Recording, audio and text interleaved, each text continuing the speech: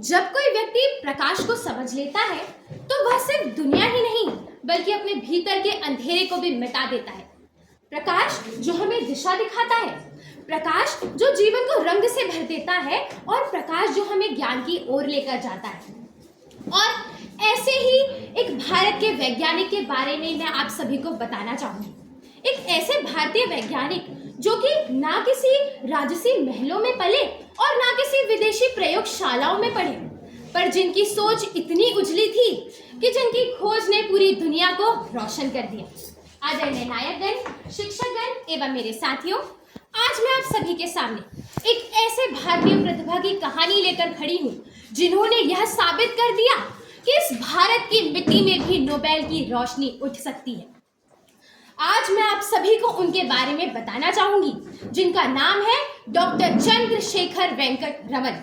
एक वैज्ञानिक, एक स्वप्न दृष्टा और एक प्रेरक, जिनका जन्म 7 नवंबर 1888 में तमिलनाडु के तिरुचिपल्ली में हुआ। जिनके पिता भौतिक विज्ञान और गणित के प्रोफेसर थे और इसी माहौल ने उनके भीतर विज्ञान का बीज बो दिया।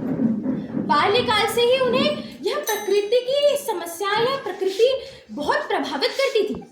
कभी बांसुरी की ध्वनि को पहचानने का प्रयास करते तो कभी सूरज की किरणों में छुपे रंगों को।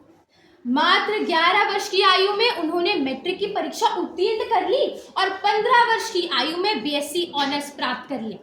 यानी बुद्धि और जिज्ञासा दोनों के संगम थे वो। सरकारी नौकरी पर उच्च पद प्राप्त करने के बावजूद उन्हें यह फाइलें रुचि नहीं देती थी, बल्कि लैब की शीशियां और प्रिज्म रुचि देती थी।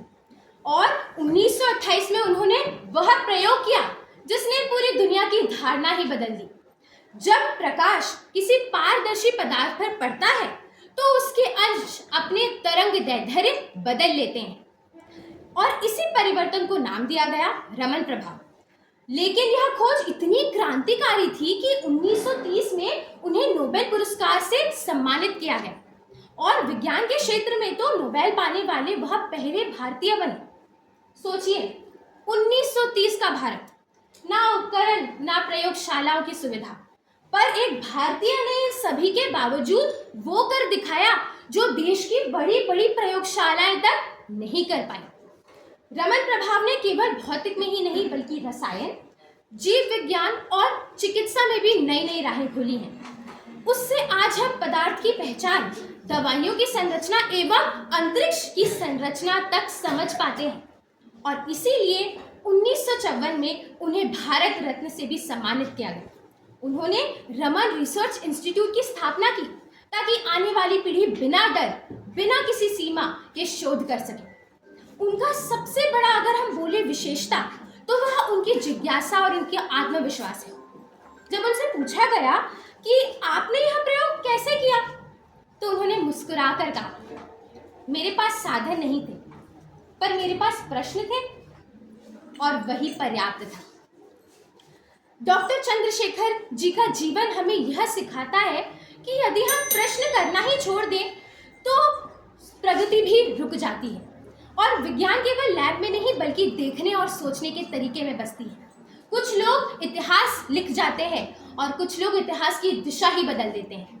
डॉक्टर रमन जी ने केवल प्रकाश को ही नहीं बल्कि भारत के आत्मविश्वास को नया रंग दिया है।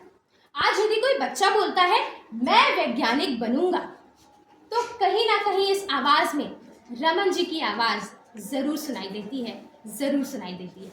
सभी